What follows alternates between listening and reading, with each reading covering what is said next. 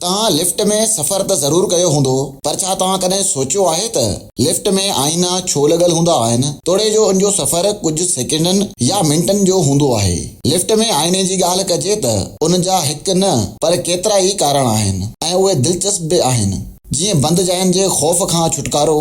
केतिरनि ई माण्हुनि खे बंदि जायुनि में ख़ौफ़ महसूस थींदो आहे ऐं लिफ्ट बि अहिड़ी ई जाइ आहे। लिफ्ट अंदरि जॻह ऐं ऑक्सीजन जो मिक़दार महदूद हूंदो आहे ऐं लिफ्ट जी हरकत करण सां कुझु माण्हुनि में एंज़ाइटी वधंदी आहे, पर आईने में ॾिसण सां एंज़ाइटीअ जे शिदत में घटिताई ईंदी आहे ऐं जॻह सोढ़ी महसूस नाहे थींदी। लिफ्ट में लॻल आईने सां तव्हां उते पाण सां गॾु मौजूद ॿियनि माण्हुनि खे ॾिसी सघो था। मिसाल तौरु तव्हां उन्हनि जे चहिरे जे तासुरनि ते नज़र रखी सघो था ऐं इहो बि ॾिसी सघो था त को शकी हरकत त नथो करे। लिफ्ट जो सफ़र केतिरनि ई माण्हुनि लाइ बेज़ार कंदड़ हूंदो आहे, पर आईने जे करे बेज़ारीअ जो अहसासु घटि थींदो आहे। तव्हां आईने में ॾिसी पंहिंजा वार ठाहे सघो था, औरतूं मेकअप ठीकु करे सघनि थियूं। आईने सां असांजो ध्यानु मटिजंदो रहंदो आहे। जेकॾहिं आईना न हुजनि हा त माण्हू दर या फर्श खे ई ॾिसंदो, जंहिंसां बेज़ारीअ जो अहसासु थींदो।